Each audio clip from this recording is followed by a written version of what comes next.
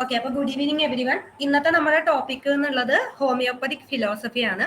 അപ്പോൾ ഹോമിയോപ്പതിക് ഫിലോസഫിയിൽ നമുക്ക് ആദ്യമായിട്ട് ഹോമിയോപ്പതി എന്ന സിസ്റ്റത്തിന്റെ ഡിസ്കവറിയും പിന്നെ കാർഡിനൽ പ്രിൻസിപ്പിളിൽ നിന്നും തുടങ്ങാം. അപ്പോൾ ഹോമിയോപ്പതി എന്ന സിസ്റ്റത്തിന്റെ ഡിസ്കവറിയെ കുറിച്ച് പറയുമ്പോൾ അതിന്റെ ഫൗണ്ടറെ കുറിച്ച് തന്നെ നമുക്ക് ആദ്യം തുടങ്ങാം. അപ്പോൾ ഹോമിയോപ്പതിയുടെ ഫൗണ്ടർ എന്ന് പറയുന്നത് മാസ്റ്റർ ഡോക്ടർ സാമുവൽ ഹാനിമാൻ ആണ്. അദ്ദേഹം MBBS-ഉം MD ഡിഗ്രിയും എടുത്ത് മെഡിക്കൽ പ്രാക്ടീസ് ചെയ്തിരുന്ന ഒരു ഡോക്ടറായിരുന്നു. അക്കാലത്ത് നിലനിന്നിരുന്ന മെഡിക്കൽ പ്രാക്ടീസിനോട് അദ്ദേഹത്തിന് ഒരുപാട് എതിർപ്പുകൾ ഉണ്ടായിരുന്നു. അങ്ങനെ അദ്ദേഹം സ്വന്തമായിട്ട് ഫോം ചെയ്ത ഒരു സിസ്റ്റമാണ് നമ്മൾ ഇന്ന് കാണുന്ന അല്ലെങ്കിൽ നമ്മൾ ഇന്ന് പഠിക്കുന്ന ഹോമിയോപ്പതി എന്ന് പറയുന്നത്. ഓക്കെ, അപ്പൊ നമുക്ക് ആദ്യം ഡിസ്കവറി ഓഫ് ഹോമിയോപ്പതിയിലോട്ട് വരാം. അതിനു മുമ്പ് നമുക്ക് മാസ്റ്ററുടെ ലൈഫ് ടൈമിലൂടെ ഒന്ന് കടന്നു പോകാം. അപ്പൊ നമ്മുടെ ഹോമിയോപ്പതിയുടെ ഫൗണ്ടർ എന്ന് പറയുന്നത് മാസ്റ്റർ ഡോക്ടർ സാമുവൽ ഹാനിമാൻ. അദ്ദേഹത്തിന്റെ ജീവിത കാലഘട്ടം എന്ന് പറയുന്നത് 1755 തൊട്ട് 1843 വരെയാണ്. പിന്നെ അദ്ദേഹത്തിന്റെ ഫാമിലിയെ കുറിച്ചൊക്കെ ജസ്റ്റ് ഒരു ഇൻട്രോ പറയാം. ഞാൻ പറയുന്ന കാര്യങ്ങൾ ഞാൻ ബോൾഡ് ആയിട്ട് കൊടുത്തിട്ടുള്ള കാര്യങ്ങൾ, അതുപോലെ റെഡ് ഇങ്കിൽ കൊടുത്തിട്ടുള്ള കാര്യങ്ങൾ അത് മാത്രം ഒന്ന് പ്രത്യേകം നോട്ട് ചെയ്ത് വെക്കുക. മിക്കവാറും ആ കാര്യങ്ങൾ അല്ലെങ്കിൽ സിമ്പിൾ ആയിട്ടുള്ള കാര്യങ്ങൾ മാത്രമേ നിങ്ങൾക്ക് എക്സാമിന് ചോദിച്ചു കണ്ടിട്ടുള്ളൂ. ഓക്കെ, അപ്പൊ അദ്ദേഹത്തിന്റെ ഗ്രാൻഡ് ഫാദർ എന്ന് പറയുന്നത് Christoph Hahnemann, father Christian Gottfried Hahnemann. അദ്ദേഹം ഒരു പോർസലൈൻ പെയിന്റർ ആയിരുന്നു. അദ്ദേഹത്തിന്റെ മദർ ജോഹന്ന സ്പേസ് ക്രിസ്ത്യാന. അദ്ദേഹത്തിന്റെ ബർത്ത് പ്ലേസ് എന്ന് പറയുന്നത് ജർമ്മനിയിലുള്ള ഒരു ടൗൺ ആയിരുന്നു, മെയ്സൺ ആയിരുന്നു. ഓക്കെ, ഇതൊന്ന് നോട്ട് ചെയ്ത് വെക്കുക. അദ്ദേഹത്തിന്റെ ബർത്ത് പ്ലേസ് ജർമ്മനിയിലെ മെയ്സൺ എന്ന് പറഞ്ഞ ടൗണിലായിരുന്നു. ബർത്ത് ഹൗസ് എന്ന് പറയുന്നത് egg house or corner house. അദ്ദേഹത്തിന്റെ ബർത്ത് ഡേറ്റ് 10th April 1755. ഈ April 10th നമ്മൾ എല്ലാ വർഷം വേൾഡ് ഹോമിയോപ്പതിക് ഡേ ആയിട്ട് ആചരിക്കുന്നത്. അപ്പൊ നമ്മുടെ മാസ്റ്റർ സാമുവൽ ഹാനിമാന്റെ ബർത്ത് ഡേറ്റ് ആയിട്ടുള്ള April 10th നമ്മൾ എല്ലാ വർഷം വേൾഡ് ഹോമിയോപ്പതിക് ഡേ ആയിട്ട് ആചരിക്കുന്നത്. ഓക്കെ, അപ്പൊ ബർത്ത് ഡേറ്റ് ഇയർ ഒന്ന് നോക്കി വെക്കുക. 10th April 1755. സ്ഥലം ജർമ്മനിയിലെ ടൗൺ ആയിട്ടുള്ള മെയ്സൺ. ഓക്കെ, അപ്പൊ ഡെത്ത് എന്ന് പറയുന്നത് 2nd July 1843. അപ്പോൾ ജനനം ജർമ്മനിയിലായിരുന്നു. അത് കഴിഞ്ഞിട്ട് അദ്ദേഹം മെഡിക്കൽ പ്രാക്ടീസിനൊക്കെ ആയിട്ട് പാരീസിലൊക്കെ പോയി. അപ്പൊ ലാസ്റ്റ് ഡേയ്സ് പാരീസിലായിരുന്നു. അപ്പൊ പാരീസിൽ വെച്ചിട്ടാണ് അദ്ദേഹത്തിന്റെ ഡെത്ത്. അപ്പൊ പ്ലേസ് ഓഫ് ഡെത്ത് എന്ന് ചോദിച്ചാൽ പാരീസ് ആണ്. 2nd July 1843. അദ്ദേഹത്തിന്റെ 2 ഭാര്യമാരുണ്ടായിരുന്നു. First wife Johanna Leopoldine Henriette Kuchler and second wife was Marie Melanie de ഹെർബിലി. പിന്നെ 11 കുട്ടികൾ ഉണ്ടായിരുന്നു ഈ 2 ഭാര്യമാരിലായിട്ട്. ഓക്കെ, ഇപ്പൊ പ്രൈമറി എഡ്യൂക്കേഷൻ എന്ന് പറയുന്നത് അദ്ദേഹത്തിന്റെ പാരന്റ്സിന്റെ കയ്യിൽ നിന്ന് തന്നെയായിരുന്നു കിട്ടിയത്. അപ്പോൾ to act and to live without pretend or show, ഇത് അദ്ദേഹത്തിന്റെ അച്ഛന്റെ ഒരു പെർസെപ്ഷൻ അല്ലെങ്കിൽ കാഴ്ചപ്പാടായിരുന്നു. അദ്ദേഹത്തിന് ഏറ്റവും അധികം ഇൻഫ്ലുവൻസ് ചെയ്ത ഒരു വാക്കുകളായിരുന്നത് to act and to live without pretend or show. Okay, ഇപ്പോൾ പ്രൈമറി എഡ്യൂക്കേഷൻ നമ്മൾ പറഞ്ഞു പാരന്റ്സിന്റെ കയ്യിൽ നിന്നായിരുന്നു കിട്ടിയത്. അപ്പോൾ ഫസ്റ്റ് സ്കൂളിംഗ് എന്ന് പറയുന്നത് അദ്ദേഹത്തിന്റെ 12ാമത്തെ വയസ്സിൽ 1767 അദ്ദേഹം ആദ്യം ചേർന്നത് 2nd സ്റ്റാൻഡേർഡിലാണ്. Town Latin school of Meissen. അപ്പൊ മെയ്സണിലാണ് അദ്ദേഹം ജനിച്ചത്. അപ്പൊ അദ്ദേഹത്തിന്റെ ഫസ്റ്റ് സ്കൂളിംഗ് എന്ന് പറയുന്നത് ടൗൺ ലാറ്റിൻ സ്കൂളിലായിരുന്നു, മെയ്സണിലുള്ള ടൗൺ ലാറ്റിൻ സ്കൂൾ. അതൊന്ന് നോട്ട് ചെയ്ത് വെച്ചോ കേട്ടോ. അപ്പൊ മെയ്സണിലുള്ള ടൗൺ ലാറ്റിൻ സ്കൂളാണ് അദ്ദേഹത്തിന്റെ ഫസ്റ്റ് സ്കൂളിംഗ്. ഓക്കെ, അപ്പോ ഈ ടൗൺ ലാറ്റിൻ സ്കൂളിൽ അദ്ദേഹത്തിന്റെ പ്രിയപ്പെട്ട അധ്യാപനായിരുന്നു റെക്ടർ മജിസ്റ്റർ മുള്ളർ എന്ന് പറയുന്നത്. അപ്പൊ ഹാനിമാൻ സാമ്പത്തികമായിട്ട് കുറച്ച് ബുദ്ധിമുട്ടുകളൊക്കെ ഉണ്ടായിരുന്ന ഒരു കുട്ടിയായിരുന്നു. അപ്പോൾ ഈ ടീച്ചറായിരുന്നു അദ്ദേഹത്തെ ജൂനിയർ സ്റ്റുഡൻസിനെ ഗ്രീക്ക് പഠിപ്പിക്കാനായിട്ട് ഏൽപ്പിച്ചത്. അങ്ങനെയാണ് അദ്ദേഹം വന്ന് പഠിക്കാനൊക്കെ ഉള്ള ഏണിങ്സ് കണ്ടെത്തിയത്. അപ്പോൾ അദ്ദേഹത്തിന് പ്രിയപ്പെട്ട ടീച്ചറുടെ പേരായിരുന്നു റെക്ടർ മജിസ്റ്റർ മുള്ളർ. ഓക്കെ, അപ്പൊ ടൗൺ ലാറ്റിൻ സ്കൂളിൽ നിന്നും അദ്ദേഹം പിന്നീട് 1770 പ്രിൻസസ് സ്കൂളിൽ ജോയിൻ ചെയ്തു at the age of 16 years. ഈ ഇയറുകൾ നിങ്ങൾ നോട്ട് ചെയ്യുന്നില്ല. ബർത്ത് ഇയർ, ഡെത്ത് ഇയർ, അങ്ങനെ പ്രധാനപ്പെട്ട കുറച്ച് ഇയറുകൾ മാത്രം ഒന്ന് നോട്ട് ചെയ്താൽ മതി. ഞാൻ എഴുതിയെന്നുള്ളൂ ജസ്റ്റ്. അപ്പൊ ടൗൺ ലാറ്റിൻ സ്കൂളിൽ നിന്നും അദ്ദേഹം പ്രിൻസസ് സ്കൂളിലോട്ട് പോയി.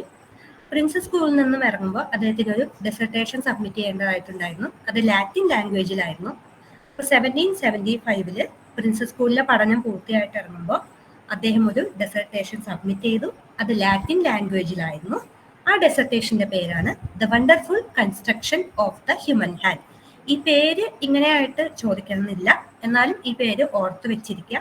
ചിലപ്പോൾ ഇത് ഏത് വർഷമാണെന്നോ അല്ലെങ്കിൽ എവിടെ നിന്ന് ഇറങ്ങുമ്പോൾ സബ്മിറ്റ് ചെയ്തതാണെന്നോ അല്ലെങ്കിൽ ചിലപ്പോൾ നമുക്ക് ഓപ്ഷൻ തന്നിട്ട് പ്രിൻസസ് സ്കൂളിൽ നിന്ന് ഇറങ്ങുമ്പോൾ സബ്മിറ്റ് ചെയ്ത ഡെസർട്ടേഷനോ മേ ബി ചോദിക്കാം. ഓക്കെ, അപ്പൊ 1775 പ്രിൻസസ് സ്കൂളിൽ നിന്നും പഠനം പൂർത്തിയായി ഇറങ്ങുമ്പോൾ അദ്ദേഹം ലാറ്റിനിൽ സബ്മിറ്റ് ചെയ്ത ഡെസർട്ടേഷൻ ആയിരുന്നു the wonderful construction of the human hand. Okay, അപ്പൊ പ്രിൻസസ് സ്കൂളിലെ പഠനമൊക്കെ കഴിഞ്ഞു.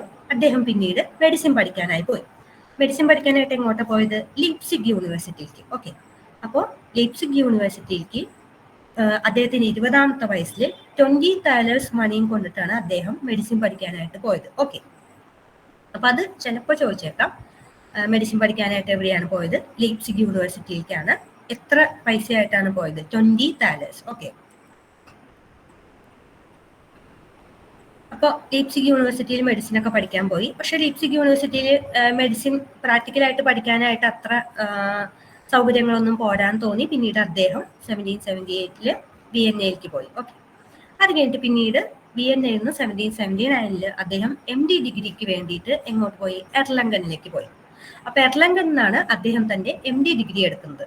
അപ്പൊ MD ഡിഗ്രി എടുക്കുന്നതിനും ഇതുപോലെ ഒരു തീസിസ് സബ്മിറ്റ് ചെയ്തു. അതും ലാറ്റിൻ ലാംഗ്വേജിലായിരുന്നു. A view on the causes and treatment of spasmodic cramps. അപ്പോൾ MD ഡിഗ്രി എടുക്കാനായിട്ട് അദ്ദേഹം സബ്മിറ്റ് ചെയ്ത തീസിസ് അതും ലാറ്റിൻ ലാംഗ്വേജിലായിരുന്നു.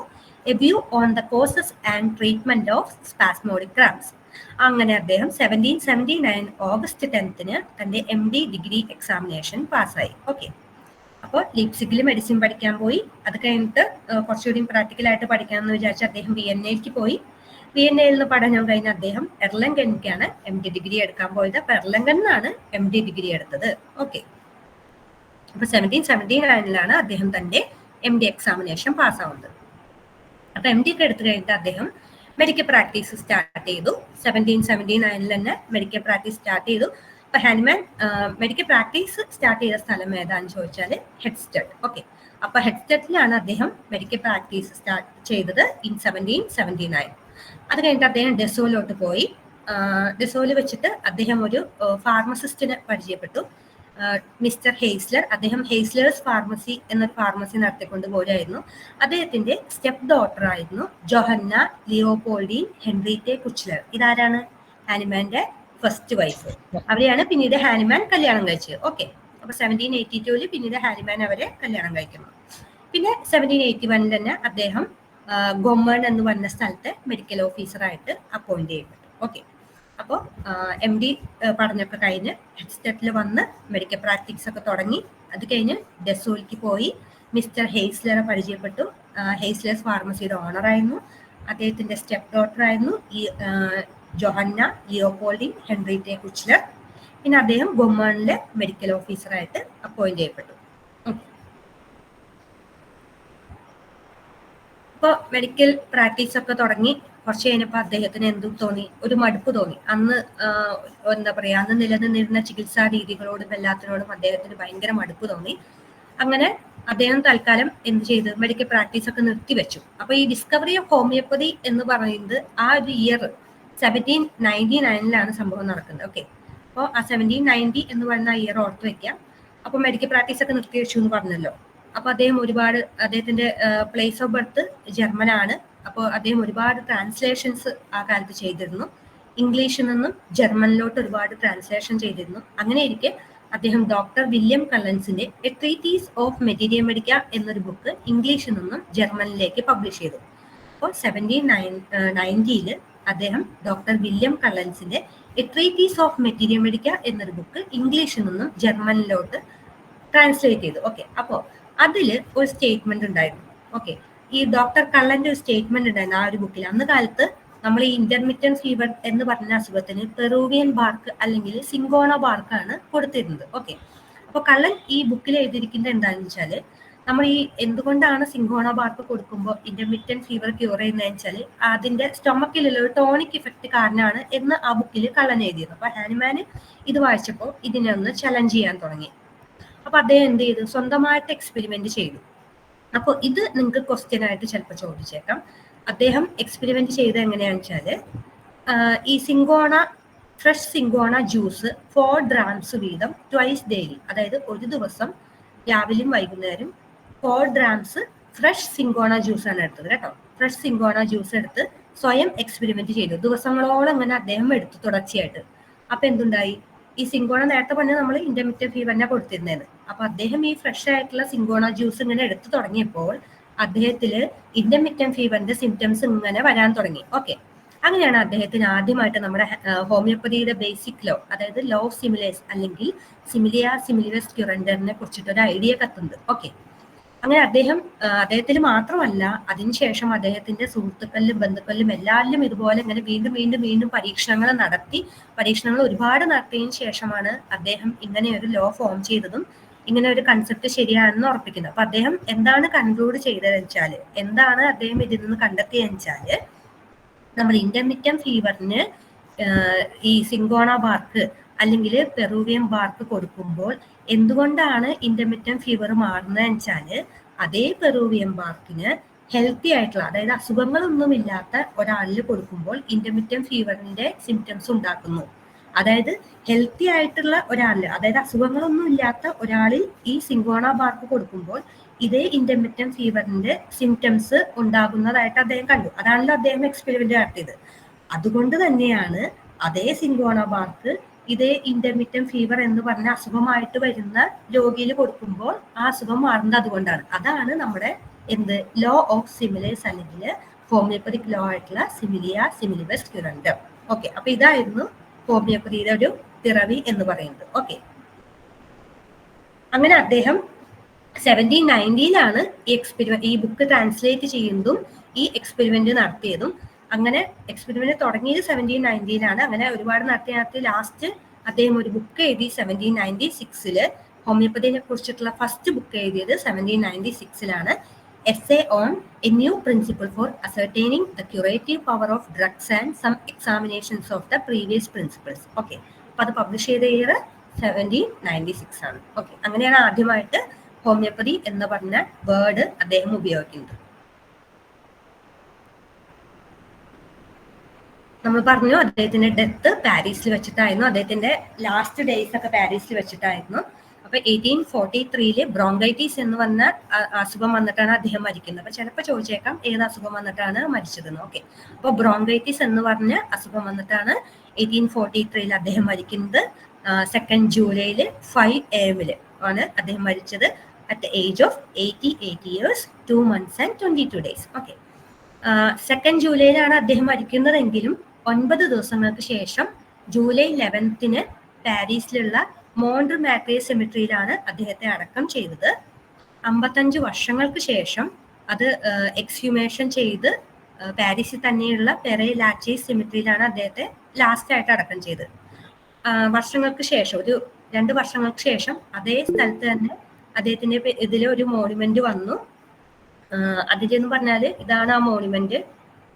ഈ പിക്ചറിൽ കാണിച്ചിരിക്കുന്നതാണ് പാരീസിലുള്ള ഇന്ന് നമ്മൾ കാണുന്ന മോണുമെന്റ്. അതില് മിഡിലായിട്ട് നിങ്ങൾക്ക് കാണാം ഹാനിമാന്റെ ഒരു ബേസ്റ്റ് ഉണ്ട്. അതിൽ ഒരു ഇൻസ്ക്രിപ്ഷൻ ഉണ്ട്, ഹാനിമാൻ ഫോണ്ടേറ്റഡ് ദ ഹോമിയോപ്പതി. അതിന്റെ താഴെ അദ്ദേഹത്തിന്റെ ഡേറ്റ് ഓഫ് ബർത്തും ഡെത്ത് ഡേറ്റും എഴുതിയിട്ടുണ്ട്. നിങ്ങൾ ആ പിക്ചറിൽ നോക്കിയാൽ കാണാം. അതിന്റെ ലെഫ്റ്റിലും റൈറ്റിലായിട്ട് ഓരോ ടാബ്ലറ്റ്സ് ഉണ്ട്.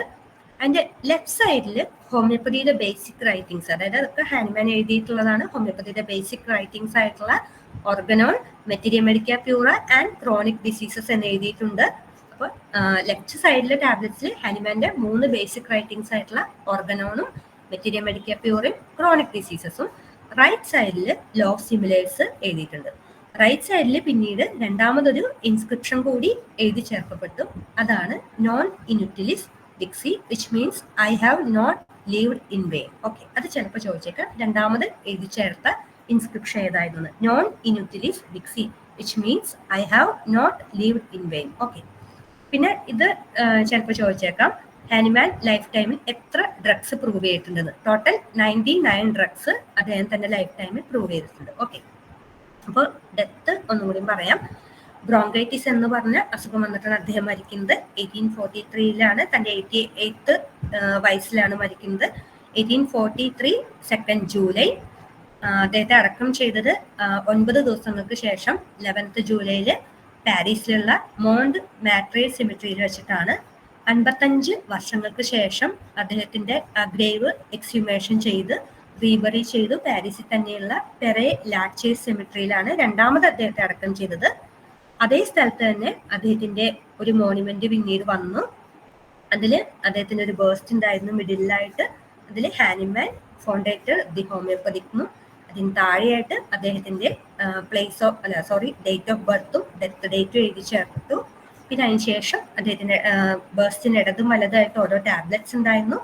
ലെഫ്റ്റ് സൈഡില് അദ്ദേഹത്തിന്റെ 3 ബേസിക് റൈറ്റിംഗ്സ് ആയിട്ടുള്ള Organon, materia medica, pura and chronic ഡിസീസസും റൈറ്റ് സൈഡിൽ ലോ സിമുലേഴ്സും രണ്ടാമത് എഴുതി ചേർത്ത ഇൻസ്ക്രിപ്ഷൻ നോൺ ഇനുറ്റിലിസ് വിക്സി എന്നായിരുന്നു.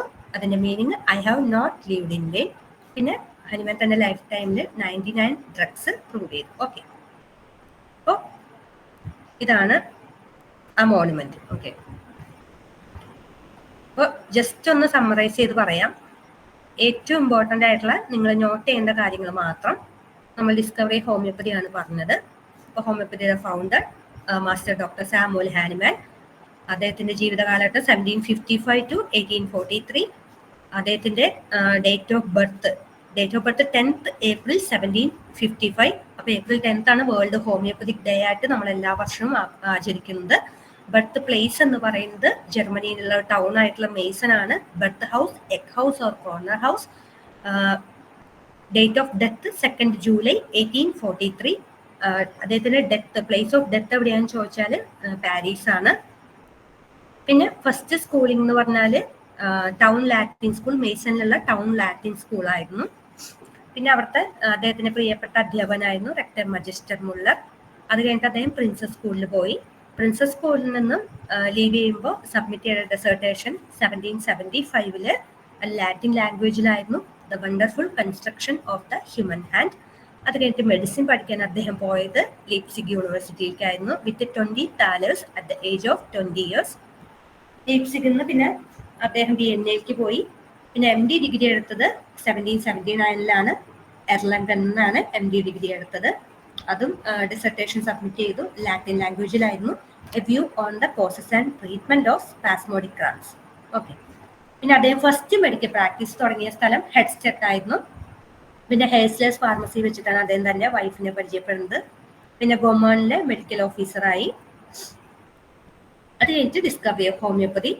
അപ്പോൾ അദ്ദേഹം ട്രാൻസ്ലേഷൻ വർക്കൊക്കെ ചെയ്തിരുന്നു. ഏത് ബുക്ക് ട്രാൻസ്ലേറ്റ് ചെയ്യുമ്പോഴാണ് ഈ ലോ ഓഫ് സിമുലേഴ്സിന്റെ ഒരു ഇത് കിട്ടിയത് അദ്ദേഹത്തിന്?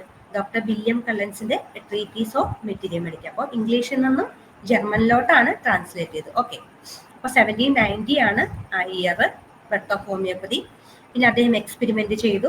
അപ്പോൾ ഇത് ഒരു ക്വസ്റ്റ്യൻ ആയിട്ട് ചോദിച്ചു കണ്ടിട്ടുണ്ട്. അദ്ദേഹം എന്താണ് എക്സ്പെരിമെന്റ് ചെയ്തത്? ഫ്രഷ് സിങ്കോണ ജ്യൂസ് കൊണ്ടാണ് എക്സ്പെരിമെന്റ് ചെയ്തത്. 4 grams of fresh cinchona juice twice daily, അങ്ങനെയാണ് എടുത്തത്. ഓക്കെ, അപ്പൊ അതിൽ നിന്നാണ് Hahnemann law of similars form ചെയ്തത്. പിന്നെ 1796 അദ്ദേഹം ഹോമിയോപ്പതിയിലെ ഫസ്റ്റ് റൈറ്റിംഗ് പബ്ലിഷ് ചെയ്തു. Essay on a new principle for ascertaining the curative power of drugs and some examination of the previous principles. പിന്നെ അദ്ദേഹത്തിന്റെ ഡെത്ത് പാരീസിൽ വെച്ചിട്ടായിരുന്നു. ബ്രോങ്കൈറ്റിസ് എന്ന് പറഞ്ഞ അസുഖം വന്നിട്ടാണ് അദ്ദേഹം മരിച്ചത്. 1843 2nd July അദ്ദേഹത്തിന് 88ാമത്തെ വയസ്സിൽ പാരീസിലെ മോണ്ട് മാട്രി സിമിട്രിയിലാണ് ആദ്യം അടക്കം ചെയ്തത്. 55 വർഷങ്ങൾക്ക് ശേഷം എക്സ്ഹ്യൂമേഷൻ ചെയ്ത് രണ്ടാമത് അദ്ദേഹത്തെ പാരീസിൽ തന്നെയുള്ള പെരെ ലാച്ചേസ് സിമിട്രിയിലാണ് അടക്കിയത്. അവിടെ തന്നെയാണ് പിന്നീട് ഒരു മോണുമെന്റ് വന്നത്. ഓക്കെ, മോണുമെന്റിൽ നടുക്കിൽ ഒരു ബേസ്റ്റ് ഉണ്ടായിരുന്നു. 2 സൈഡിലായിട്ടുള്ള ടാബ്ലറ്റ്സ് ഉണ്ടായിരുന്നു. ലെഫ്റ്റ് സൈഡിൽ 3 basic writings Organon, materia medica, pura and chronic diseases. Right സൈഡിൽ ലോ ഓഫ് സിമുലേഴ്സ്. പിന്നീട് എഴുതി ചേർത്തത് നോൺ ഇനുറ്റിലിസ് വിക്സി. പിന്നെ അദ്ദേഹം ലൈഫ് ടൈമിൽ 99 ഡ്രഗ്സ് പ്രൂവ് ചെയ്തു. ഓക്കെ, അപ്പൊ ഇത്രയുമാണ് നമ്മൾ ഡിസ്കവറി ഓഫ് ഹോമിയോപ്പതി. എന്തെങ്കിലും ഡൗട്ട്സ് ഉണ്ടെങ്കിൽ ചോദിക്കാം.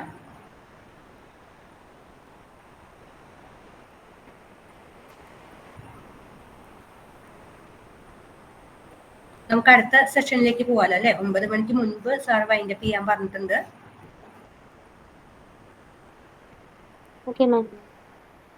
ഓക്കെ, അപ്പൊ നമുക്ക് നെക്സ്റ്റ് സെഷനിലേക്ക് പോകാം.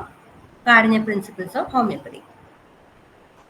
ഓക്കെ, അപ്പൊ നമ്മൾ നേരത്തെ പറഞ്ഞു സിമിലിയ സിമിലിബസ് ക്യുറൻഡർ അല്ലെങ്കിൽ ലോ സിമിലിയ, അതാണ് ഹാനിമാൻ കണ്ടെത്തിയത്. അങ്ങനെയാണ് ഹോമിയോപ്പതിയുടെ ഡിസ്കവറി. അപ്പൊ അതാണ് ഏറ്റവും ഇമ്പോർട്ടന്റ് ആയിട്ടുള്ളത് എന്ന് പറഞ്ഞ പ്രിൻസിപ്പിൾ. ഓക്കെ, ലോ സിമിലിയ അല്ലെങ്കിൽ സിമിലിയ സിമിലിബസ് ക്യുറൻഡർ. അപ്പോൾ 7 കാഠിന്യ പ്രിൻസിപ്പിൾസ് ആണുള്ളത്. ചിലപ്പോൾ ചോദിച്ചേക്കാം ഇതിലെ ഹോമിയോപ്പതിയുടെ കാഠിന്യ പ്രിൻസിപ്പിൾ അല്ലാത്തത് ഏത്, അങ്ങനെയൊക്കെ പറഞ്ഞൊരു ക്വസ്റ്റ്യൻ ചോദിച്ചേക്കാം. അപ്പോൾ ഈ 7 കാഠിന്യ പ്രിൻസിപ്പിൾസിന്റെ പേരും നിങ്ങൾ ബൈ ഹാർട്ട് ചെയ്ത് വെച്ചിരിക്കും. ഓക്കെ, അപ്പോൾ ഏതൊക്കെയാണ് ആ 7 പ്രിൻസിപ്പിൾസ്? 3 ലോ ഉണ്ട്, 2 ഡോക്ട്രിൻ ഉണ്ട്, 2 തിയറി ഉണ്ട്. Okay, law similia, law simplex, law of minimum dose. അപ്പോൾ 3 ലോ എന്ന് പറയുന്നത് law of similia, law simplex and law of minimum dose. 2 doctrine എന്ന് പറയുന്നത് doctrine of drug dynamization and doctrine of drug proving. ഇനി 2 theory എന്ന് പറഞ്ഞാൽ theory of vital force and theory of chronic diseases. അപ്പോൾ ഏതൊക്കെയാണ് cardiac principles of homeopathy? Law similia, law simplex, law of minimum dose, doctrine of drug dynamization, doctrine of drug proving, theory of vital force and theory of chronic diseases. Okay, അപ്പൊ നമുക്ക് just ഒന്ന് 1 by 1 ആയിട്ട് ഇതൊക്കെ എന്താണെന്ന് നോക്കാം. അപ്പോൾ first and most important most basic law എന്ന് പറയുന്നത് ലോ സിമിലിയ. നമ്മൾ നേരത്തെ പറഞ്ഞ പോലെ ഹാനിമാൻ കണ്ടുപിടിച്ച എക്സ്പെരിമെന്റ് ഒക്കെ നടത്തി കണ്ടുപിടിച്ച ലോ ആണ് ലോ സിമിലിയ അല്ലെങ്കിൽ സിമിലിയ സിമിലിബസ് ക്യുറൻഡർ. ഇതൊരു ലാറ്റിൻ വേർഡ് ആണ്. പിന്നെ ശ്രദ്ധിക്കേണ്ട ഒരു കാര്യം എന്ന് പറഞ്ഞാൽ സിമിലിയ സിമിലിബസ് ക്യുറൻഡർ, CURENTUR, ക്യുറൻഡർ ആണ് ഹോമിയോപ്പതിക് ലോ. നിങ്ങൾ തെറ്റിക്കാൻ വേണ്ടി ചിലപ്പോൾ ചോദിക്കും. സിമിലിയ സിമിലിബസ് ക്യുറാൻഡർ, അതായത് CURANTUR, ക്യുറാൻഡർ എന്ന് പറയുന്നത് നേച്ചേഴ്സ് ലോ ആണ്. ഓക്കെ, അപ്പൊ സിമിലിയ സിമിലിബസ് ക്യുറാൻഡർ എന്ന് പറയുന്നത് നേച്ചേഴ്സ് ലോയും സിമിലിയ സിമിലിബസ് ക്യുറൻഡർ എന്ന് പറയുന്നത് ഹോമിയോപ്പതിക് ലോ ആണ്. ഓക്കെ, അപ്പോൾ അതിന്റെ മീനിങ് എന്ന് പറഞ്ഞാൽ let like be treated by likes. Okay, എന്ന് പറഞ്ഞാൽ നമ്മളൊരു രോഗി ഒരു സിംറ്റംസ് ഒരു അസുഖമൊക്കെ ആയിട്ട് വരുവാണെങ്കിൽ നമ്മൾ ആ പേഷ്യന്റിനെ ട്രീറ്റ് ചെയ്യുന്നത് എങ്ങനെയാണെന്ന് വെച്ചാൽ, ഇപ്പൊ രോഗി ഒരു ചുമയായിട്ട് വരുവാണ്, ചുമയുടെ കുറേ സിംറ്റംസ് പറഞ്ഞു. ഓക്കെ, അപ്പോൾ ആ വരുന്ന രോഗിയുടെ ചുമയുടെ സിംറ്റംസ് ആയിട്ട് ഏറ്റവും മാച്ചിങ് ആയിട്ടുള്ള മെഡിസിൻ ഏതാണോ മെറ്റീരിയൽ മെഡിക്കാനുള്ളത്, ഹോമിയോപ്പതി മെറ്റീരിയൽ മെഡിക്കാനുള്ളത്, അതിൽ നിന്നാണ് നമ്മൾ സെലക്ട് ചെയ്ത് കൊടുക്കുന്നത്. അതായത് രോഗിയുടെ രോഗലക്ഷണങ്ങൾക്ക് ഏറ്റവും സിമിലർ ആയിട്ടുള്ള ഏറ്റവും അനുയോജ്യമായിട്ടുള്ള മരുന്ന് നമ്മൾ ഹോമിയോപ്പതി മെറ്റീരിയൽ മെഡിക്കലിൽ നിന്ന് സെലക്ട് ചെയ്ത് കൊടുക്കുകയാണ് ചെയ്യുന്നത്. ഓക്കെ, നമ്മൾ സിമിലാരിറ്റി എന്ന് പറയുമ്പോൾ നമ്മളിപ്പോൾ അലോപ്പതിയിലാണെങ്കിൽ വേദന എന്ന് പറഞ്ഞാൽ പെയിൻ കില്ലർ കൊടുക്കും, അല്ലെ, ഷർദിൽ എന്ന് പറഞ്ഞാൽ ആന്റിബയോട്ടിക് കൊടുക്കും. അങ്ങനെയല്ല നമ്മൾ ചെയ്യുന്ന ഹോമിയോപ്പതിയിൽ എങ്ങനെയാണെന്ന് വെച്ചാൽ നിങ്ങൾക്ക് അറിയാമായിരിക്കും. നമ്മൾ ഇപ്പോൾ ചുമയായിട്ട് ഒരു പേഷ്യന്റ് വരുവാണെങ്കിൽ നമ്മൾ ചുമക്ക് എന്ന് പറഞ്ഞിട്ട് ഒരു എക്സ്പെക്ട് എഴുതി കൊടുക്കുകയല്ല ചെയ്യുന്നത്. ചുമ എപ്പോൾ തുടങ്ങി, എങ്ങനെ തുടങ്ങി, തണുത്ത വെള്ളം കുടിച്ചിട്ടാണോ അല്ലെങ്കിൽ മഴ നനഞ്ഞിട്ടാണോ, അതായത് എക്സൈറ്റിംഗ് ആൻഡ് ഫണ്ടമെന്റൽ കോസസ്. പിന്നെ ചുമയുടെ മൊഡാലിറ്റീസ് എന്ന് പറഞ്ഞാൽ ചുമ എപ്പോൾ കൂടും, രാവിലെയാണോ രാത്രിയാണോ കിടക്കുമ്പോഴാണോ ഇരിക്കുമ്പോഴാണോ സംസാരിക്കുമ്പോഴാണോ. അതുപോലെ തന്നെ നമ്മൾ പഠിച്ചിട്ടുണ്ടാവും, നിങ്ങൾക്ക് അറിയാമെന്ന് വിചാരിക്കുന്നു, ഹോമിയോപ്പതിയിൽ നമ്മൾ രോഗിയുടെ അസുഖം മാത്രമല്ല അയാളുടെ സ്വഭാവ സവിശേഷതകൾ, അയാളുടെ ഇഷ്ടാനിഷ്ടങ്ങൾ, അയാളുടെ എന്താ പറയുക ചൂട് തണുപ്പ് ഏതാണോ ഇഷ്ടം, ഏത് കാലാവസ്ഥയാണ് ബുദ്ധിമുട്ട്, അങ്ങനെയുള്ള പല കാര്യങ്ങളും നോക്കിയിട്ടാണ് നമ്മൾ എന്ത് കൊടുക്കുക. രോഗിയുടെ ഈ കാര്യങ്ങൾക്കൊക്കെ ഏറ്റവും സിമിലർ ആയിട്ടുള്ള ഏറ്റവും അനുയോജ്യമായിട്ടുള്ള മരുന്ന് നമ്മൾ ഹോമിയോപ്പതിയിൽ ഓൾറെഡി പ്രൂവ് ചെയ്ത് വെച്ചിട്ടുണ്ടാവും. അതിൽ നിന്നും ഇതിന് ഏറ്റവും അനുയോജ്യമായിട്ടുള്ള ഒരു മരുന്ന് സെലക്ട് ചെയ്ത് കൊടുക്കുകയാണ് ചെയ്യുന്നത്. അപ്പോൾ that is law of Similia അല്ലെങ്കിൽ സിമിലിയ സിമിലിബസ് ക്യുറൻഡർ. ഓക്കെ, ഇനി അടുത്ത ലോ എന്ന് പറയുന്നത് ലോ സിംപ്ലക്സ് അല്ലെങ്കിൽ സിംഗിൾ റെമഡി. അപ്പൊ ലോ സിംപ്ലക്സ് ഏറ്റവും സിമ്പിൾ ആയിട്ടുള്ള പറഞ്ഞാൽ എന്താ, ഒരൊറ്റ മെഡിസിൻ കൊടുക്കുക. Law simplex or single remedy, അതായത് ഹാനിമാൻ എപ്പോഴും പറയുന്നത് അറ്റ് എ ടൈം നമ്മൾ ഒരു അസുഖമായിട്ട് വരുമ്പോൾ ഒരാൾക്ക് ഒരു സിംഗിൾ മെഡിസിനാണ് കൊടുക്കേണ്ടത്. കാരണം എന്തുകൊണ്ടാണ്, നമ്മൾ നേരത്തെ പറഞ്ഞു അല്ലെ, ഹാനിമാൻ പ്രൂവ് ചെയ്തു, സിങ്കോണ പ്രൂവ് ചെയ്തു എന്ന് പറഞ്ഞു അല്ലെ. നമ്മൾ ഹാനിമാൻ എടുത്ത് കഴിച്ചപ്പോൾ എന്തുണ്ടായി, ഹാനിമാൻ അസുഖങ്ങളൊന്നും ഉണ്ടായില്ല, ഹാനിമാൻ ഹെൽപ്പ് ചെയ്യുന്നു. അപ്പോൾ ഹാനിമാന് സിങ്കോണ കഴിച്ചപ്പോൾ ഇന്റർമിറ്റന്റ് ഫീവർ എന്ന് പറയുന്ന അസുഖത്തിൻ്റെതായിട്ടുള്ള രോഗലക്ഷണങ്ങൾ ഉണ്ടായി എന്ന് പറഞ്ഞു. ഓക്കെ, അപ്പോൾ അതുകൊണ്ടാണ് ഇതേ സിങ്കോണ ഇന്റർമിറ്റന്റ് ഫീവർ എന്ന് പറയുന്ന അസുഖമായിട്ടുള്ള ഒരാളിൽ വരുമ്പോൾ ആ സിങ്കോണ കൊടുക്കുമ്പോൾ അസുഖം മാറുന്നത് അതുകൊണ്ടാണ് അദ്ദേഹം കണ്ടുപിടിച്ചു. ഇപ്പൊ ഇതിന് പകരം ഒരൊറ്റ സിങ്കോണ എന്ന് പറഞ്ഞ മെഡിസിൻ മാത്രമേ ഹാനിമാൻ അന്നേരം കഴിച്ചുള്ളൂ അല്ലെ. അപ്പൊ നിങ്ങൾ ഹോമിയോപ്പതിയിൽ ഒരുപാട് ഫാർമസിയിലൊക്കെ സോഴ്സുകൾ ഒരുപാട് മെഡിസിൻസ് ഒക്കെ പഠിച്ചിട്ടുണ്ടാവും. അപ്പൊ സിങ്കോണയ്ക്ക് പകരം ഹാനിമാൻ ഒരു 2-3-4 മെഡിസിൻ ഒക്കെ എടുത്ത് കഴിച്ചു എന്ന് വിചാരിക്കാം. എന്നിട്ട് ഇതുപോലെ പല സിംറ്റംസ് ഉണ്ടായി, ഇന്റർമീഡിയറ്റ് ഫീവറിന്റെ സിംറ്റംസ് ഉണ്ടായെന്ന് വിചാരിക്കുക. അപ്പൊ നമുക്ക് പറയാൻ പറ്റുമോ ഇത് സിങ്കോണ കൊണ്ട് ഉണ്ടായതാന്ന്? ഇല്ല. കാരണം എന്താ, ഒന്നിലധികം മരുന്ന് എടുത്ത് കഴിച്ചു. അപ്പൊ ഇത് ഏത് കഴിച്ചിട്ട് ഏത് സിംറ്റംസ് ഉണ്ടായി എന്ന് നമുക്ക് ഉറപ്പിച്ച് പറയാൻ പറ്റില്ല അല്ലേ. അപ്പൊ നമ്മൾ സിങ്കോണ അല്ല, ഇതുപോലെയുള്ള ഓരോ ഡ്രഗുകളും പ്രൂവ് ചെയ്തിരിക്കുന്നത് എന്താ, ഒരൊറ്റ തവണ ഒറ്റ മെഡിസിൻ മാത്രം കൊടുത്തിട്ട് ആ മെഡിസിൻ കൊടുക്കുമ്പോൾ എന്തൊക്കെ സിംറ്റംസ് ആണോ ഉണ്ടാവുന്നത് അങ്ങനെയാണ് നമ്മൾ ഓരോ മെഡിസിനും പ്രൂവ് ചെയ്ത് വെച്ചിരിക്കുന്നത്. അതുകൊണ്ട് തന്നെ ഓരോ അസുഖമായിട്ട് ആൾക്കാർ വരുമ്പോൾ ഒരൊറ്റ തവണ ഒരേ ടൈം അറ്റ് എ ടൈം നമ്മൾ ഒരു മെഡിസിനെ കൊടുക്കാവൂ എന്നാണ് ഹാനിമാൻ എപ്പോഴും പറയുന്നത്. അല്ലെങ്കിൽ നമുക്ക് എന്തുണ്ടാവും, നമ്മളൊരു രോഗി അസുഖമായിട്ട് വരുമ്പോൾ ഒന്നിലധികം മരുന്ന് കൊടുത്തു കഴിഞ്ഞാൽ ഈ അസുഖം മാറിയത് ഏത് മരുന്ന് കൊടുത്തിട്ടാണ് നമുക്കൊരു കൺഫ്യൂഷൻ ഉണ്ടാവും. ഈ കാരണങ്ങൾ കൊണ്ടൊക്കെയാണ് ഹാനിമാൻ എപ്പോഴും പറയുന്നത് single medicine at a time ഒരാൾക്ക് കൊടുക്കാവൂ. ഓക്കെ, അപ്പോൾ that is law of simplex or law of single remedy. Okay, next law is law of minimum dose. നമ്മൾ എപ്പോഴും പറയല്ലേ ഹോമിയോപ്പതിക്ക് സൈഡ് ഇഫക്ട്സ് ഇല്ല എന്ന് പറയുന്നത്. സൈഡ് ഇഫക്റ്റ് ഇല്ല എന്നല്ല, സൈഡ് ഇഫക്റ്റ് വളരെ മിനിമം ആണ്. കാരണം എന്തുകൊണ്ടാണ് നമ്മളത് പറയുന്നത്, നമ്മൾ എപ്പോഴും മിനിമം ഡോസിലാണ് മെഡിസിൻ കൊടുക്കുന്നത്. ഓക്കെ, അപ്പോൾ മിനിമം ഡോസിൽ മെഡിസിൻ കൊടുക്കുന്നത് എന്തുകൊണ്ടാണെന്ന് വെച്ചാൽ അൺവാണ്ടഡ് അഗ്രവേഷൻ, അതായത് അനാവശ്യമായിട്ടുള്ള സൈഡ് ഇഫക്റ്റുകളോ വേറെ സിംറ്റംസ് ഒന്നും ഉണ്ടാവാതിരിക്കാനും, അതുപോലെ തന്നെ ഓർഗൻ ഡാമേജ്. നമ്മൾ ഇപ്പോൾ പല അലോപ്പതി മെഡിസിൻസിന് സൈഡ് ഇഫക്റ്റ് ആയിട്ട് നമ്മൾ കേൾക്കുന്നതാണ് കിഡ്നിക്ക് ഡാമേജ് ഉണ്ടാവും, ലിവറിന് ഡാമേജ് ഉണ്ടാവും എന്നൊക്കെ. അപ്പൊ ഇങ്ങനെയുള്ള ഓർഗൻ ഡാമേജും അതുപോലെ തന്നെ അനാവശ്യമായിട്ടുള്ള സൈഡ് ഇഫക്റ്റ് ഒഴിവാക്കാൻ വേണ്ടിയിട്ടാണ് നമ്മൾ എപ്പോഴും ഹോമിയോപ്പതിക് മെഡിസിൻ മിനിമം ഡോസിൽ കൊടുക്കുന്നത്. അപ്പോൾ that is law of minimum dose. Okay, അപ്പൊ നമ്മൾ 3 ലോ കഴിഞ്ഞു. Law of single remedy, law similia, law of single remedy and law of minimum dose. ഇനി അടുത്തത് ഡോക്ട്രിൻ ഓഫ് ഡ്രഗ് ഡൈനമൈസേഷൻ.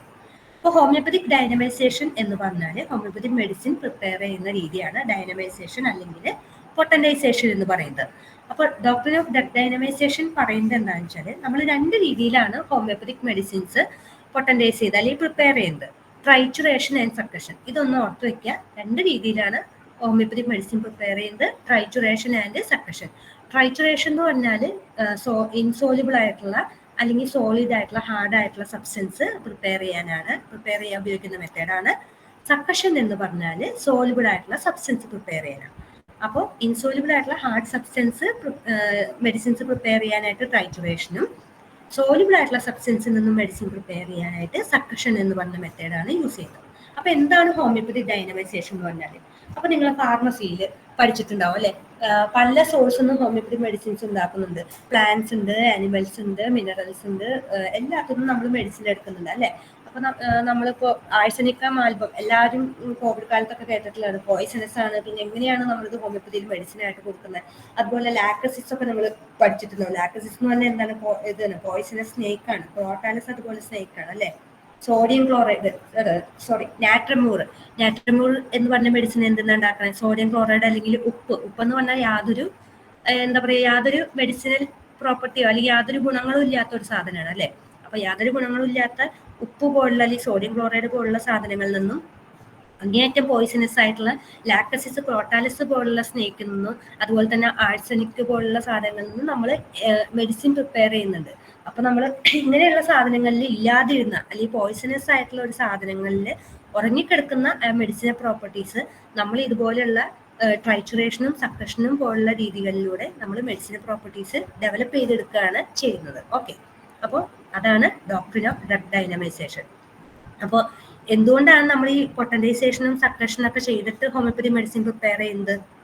നമ്മൾ നേരത്തെ പറഞ്ഞ പോലെ നമ്മുടെ മെഡിസിൻ അനാവശ്യമായിട്ടുള്ള സൈഡ് ഇഫക്റ്റ് ഇല്ലാതിരിക്കാനും ഈ പോയിസണസ് ആയിട്ടുള്ള സാധനങ്ങളെ നമ്മൾ മെഡിസിനൽ പ്രോപ്പർട്ടി ഉള്ള ഡ്രഗ്സ് ആക്കി മാറ്റാനും, അതുപോലെ തന്നെ ഒരു ഗുണവുമില്ലാത്ത സോഡിയം ക്ലോറൈഡ് പോലുള്ള സബ്സ്റ്റൻസിനെ മെഡിസിനൽ പ്രോപ്പർട്ടീസ് ഉള്ള ഡ്രഗ്സ് ആക്കി മാറ്റാനും. ഓക്കെ, അതുപോലെ തന്നെ പൊട്ടൻറ്റൈസേഷനും സക്കഷനൊക്കെ ചെയ്യുമ്പോൾ നമ്മുടെ ഈ സാധനങ്ങളുടെയൊക്കെ മെഡിസിനൽ ആക്ഷൻ കൂടുതൽ ഒന്നുകൂടി ഡീപ്പും ലോങ് ലാസ്റ്റിംഗ് ആയിട്ട് മാറും. ഇനി ഈ ഡോക്ട്രിൻ ഓഫ് ഡ്രഗ് ഡൈനമൈസേഷൻ ആദ്യമായിട്ട് ഹോമിയോപ്പതിയിൽ ഇൻട്രൊഡ്യൂസ് ചെയ്യുന്നത് ഹാനിമാൻ അദ്ദേഹത്തിന്റെ ഓർഗനൺ ഓഫ് മെഡിസിന്റെ 5th എഡിഷനിലാണ്. അത് പബ്ലിഷ് ചെയ്ത ഇയർ 1833 ആണ്. ഓക്കെ, അപ്പോൾ ഓർഗനൺ ഓഫ് മെഡിസിൻ എന്ന് പറഞ്ഞാൽ ഹോമിയോപ്പതിയുടെ ഒരു ബൈബിളാണ്.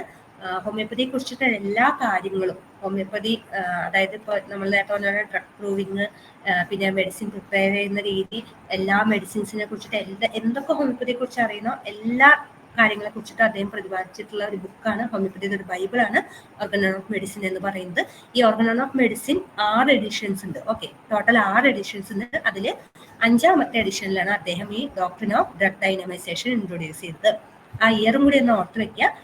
5th എഡിഷനിലാണ് 1833 5th എഡിഷനിലാണ് അദ്ദേഹം ഡോക്ട്രിൻ ഓഫ് ഡ്രഗ് ഡൈനമൈസേഷൻ ഇൻട്രൊഡ്യൂസ് ചെയ്തത്. ഓക്കെ, ഇനി അടുത്ത doctrine 5th law is doctrine of drug proving. എന്താണ് ഡ്രഗ് പ്രൂവിങ് എന്ന് പറഞ്ഞാൽ നേരത്തെ ഹാനിമാൻ ചെയ്തത്, അതായത് നമ്മൾ ഒരു ഡ്രഗിന്റെ പതോജനറ്റിക് പവർ അല്ലെങ്കിൽ ഒരു ഡ്രഗിന്റെ ഡിസീസ് പ്രൊഡ്യൂസിങ് പവർ നമ്മൾ ഹെൽത്തി ആയിട്ടുള്ള മനുഷ്യന്മാരിൽ പരീക്ഷിക്കുന്നതാണ് നമ്മൾ ഡ്രഗ് പ്രൂവിങ് എന്ന് പറയുന്നത്. ഡ്രഗ് പ്രൂവിനെ കുറിച്ചിട്ടൊക്കെ നിങ്ങൾക്ക് പിന്നീട് പറഞ്ഞു തരും. അതായത് നമ്മൾ നേരത്തെ ഹാനിമാൻ പറഞ്ഞ പോലെ ഒരു മരുന്നിന് ഒരു ഡിസീസ്, ഒരു രോഗത്തെ ക്യൂർ ചെയ്യണമെങ്കിൽ അതേ മരുന്നിന് ഹെൽത്തി ആയിട്ടുള്ള, അതായത് രോഗമൊന്നുമില്ലാത്ത ഒരാളില് അതേ രോഗാവസ്ഥ പ്രൊഡ്യൂസ് ചെയ്യാനുള്ള കഴിവുണ്ടാവണം എന്നാണ് ഹാനിമാൻ പറയുന്നത്.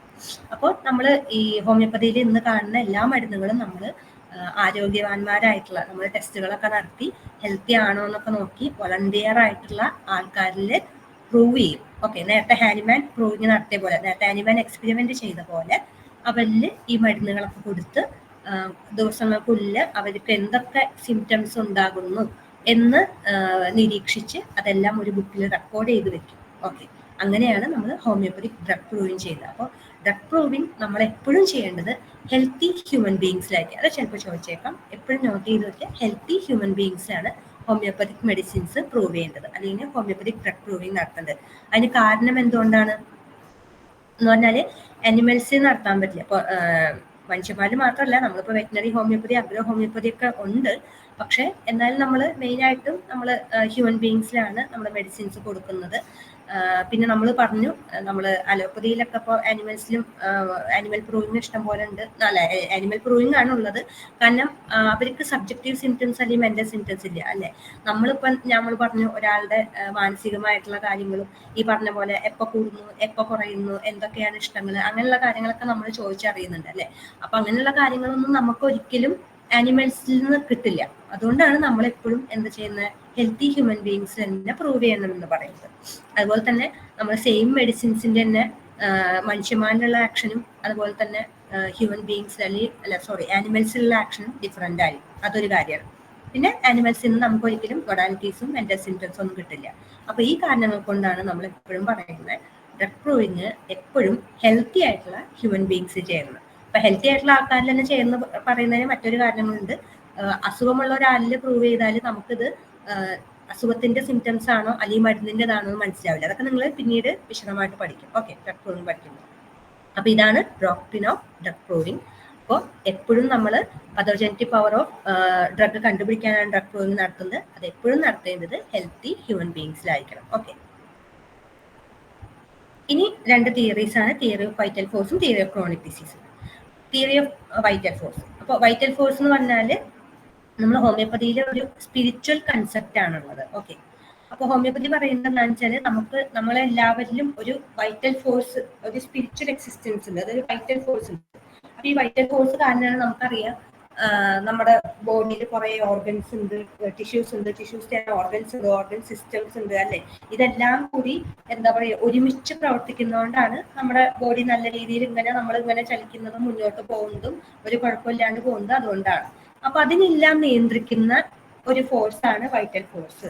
അതായത് നമ്മള് ഈ വൈറ്റൽ ഫോഴ്സ് എന്ന് പറയുന്ന ഒരു സ്പിരിച്വൽ കൺസെപ്റ്റ്, അതായത് ഈ വൈറ്റൽ ഫോഴ്സ് ഉള്ളതുകൊണ്ടാണ് നമ്മുടെ എന്താ പറയാ എല്ലാ സിസ്റ്റവും ഇങ്ങനെ കോർഡിനേറ്റ് ചെയ്ത് ഫംഗ്ഷൻ ചെയ്യുന്നത് എന്നാണ് പറയുന്നത്. ഓക്കെ, ഈ വൈറ്റൽ ഫോഴ്സിന് എന്തെങ്കിലും ഒരു ഇതുണ്ടാവുമ്പോൾ, ഡിസ്റ്റർബൻസ് ഉണ്ടാകുമ്പോഴാണ് നമുക്ക് അസുഖങ്ങൾ ഉണ്ടാവുന്നതും. ആ വൈറ്റൽ ഫോഴ്സിനെ കറക്റ്റ് ചെയ്യാനായിട്ടാണ് നമ്മൾ ഈ മെഡിസിൻസ് കൊടുക്കുന്നത്. ഓക്കെ, ഈ വൈറ്റൽ ഫോഴ്സിന് എന്താ പറയാ ഡെത്ത് സംഭവിച്ച എന്തുണ്ടാവും, പിന്നെ നമ്മുടെ ഡെത്തും അതോടുകൂടി ആവും. അപ്പൊ വൈറ്റൽ ഫോഴ്സ് നല്ല രീതിക്ക് ഫംഗ്ഷൻ. ഹലോ ഹലോ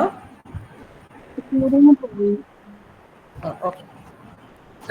അപ്പൊ theory of vital force introduce ചെയ്യുന്നത് അദ്ദേഹത്തിന്റെ 5th എഡിഷനിലെ ഓർഗൻ ഓഫ് മെഡിസിനിലെ 1833 അപ്പോൾ ഡോക്ട്രിൻ ഓഫ് ഡ്രഗ് ഡൈനമൈസേഷനും തിയറി ഓഫ് വൈറ്റൽ ഫോഴ്സും അദ്ദേഹം ഇൻട്രൊഡ്യൂസ് ചെയ്യുന്നത് ഓർഗൻ ഓഫ് മെഡിസിന്റെ 5th എഡിഷനിലാണ് ഇൻ ദ ഇയർ 1833. 33. ഓക്കെ, അപ്പോൾ വൈറ്റൽ ഫോഴ്സ് എന്ന്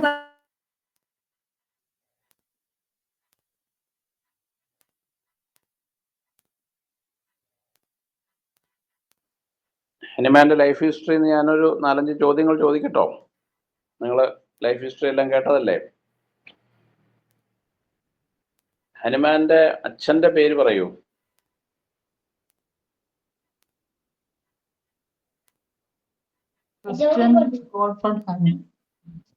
ക്രിസ്ത്യൻ ഗോഡ്ഫ്രെഡ് ഹനുമാൻ. അമ്മ?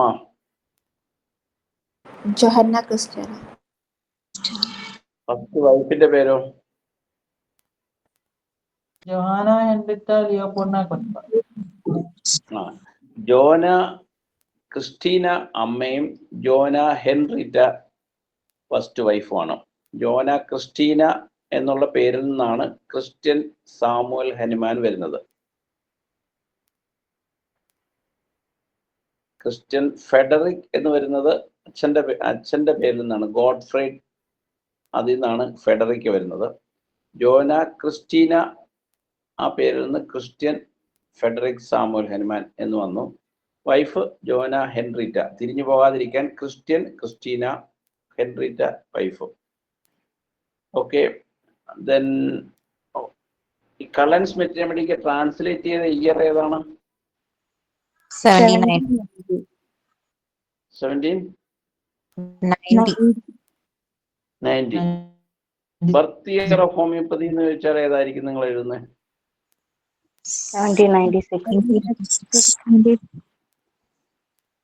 1796 ആണോ 1790 ആണോ? 96 ആണ്. 1790 കലൻസ് മെറ്റമഡിക്ക് ട്രാൻസ്ലേറ്റ് ചെയ്തിട്ടേ ഉള്ളൂ.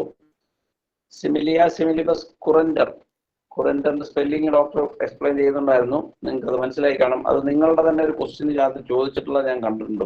കുറൻഡർ ആണോ ഗ്രൈൻഡർ ആണോ എന്നോ. അത് കൃത്യമായിട്ട് ആ ഡിഫറൻസ് മനസ്സിലാക്കാം. ആ തിയറി മനസ്സിലായെങ്കിലും ഹോമിയോപ്പതി എന്ന് പറയുന്ന ഒരു സിസ്റ്റം ഫോം ചെയ്ത് അനൗൺസ് ചെയ്യുന്നത്, പബ്ലിക് അറിയുന്നത് 1796 അതുകൊണ്ട് തന്നെ ഹോമിയോപ്പതിയുടെ ബർത്ത് ഇയർ എന്ന് പറയുന്നത് 96 തന്നെയാണ്. ഹനുമാന്റെ ബർത്ത് ഇയർ ഏതാണ്? 1755. ഏപ്രിൽ. ബർത്ത് ഇയറോ ഡെത്തോ? 1843 July 2nd. July 2nd 1843. അപ്പൊ ഇത് ഇങ്ങനെയുള്ള ക്വസ്റ്റ്യൻസ് ചോദിക്കാനുള്ള സാധ്യതയുണ്ട്.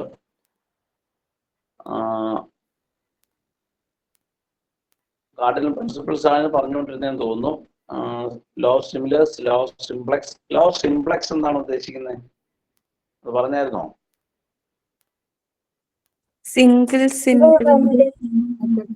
Single remedy. Law of minimum dose നമുക്കറിയാം. ഡോക്ട്രിൻ ഓഫ് വൈറ്റൽ ഫോഴ്സ് ഏത് അഫോർസത്തിലാണ് ഇല്ലെങ്കിൽ ഏത് എഡിഷനിലാണ് വന്നത് എന്ന് ചോദിക്കാറുണ്ട്. ഓർഗനോണിന്റെ ഏത് എഡിഷനാണ്? 5th edition. 5th edition of ഓർഗനോണിലാണ്. 6th എഡിഷനിൽ ആ വൈറ്റൽ ഫോഴ്സിൽ ഒരു ചെറിയ മാറ്റം ഹനുമാൻ വരുത്തിയായിരുന്നു. അതറിയാമോ? Vital principle.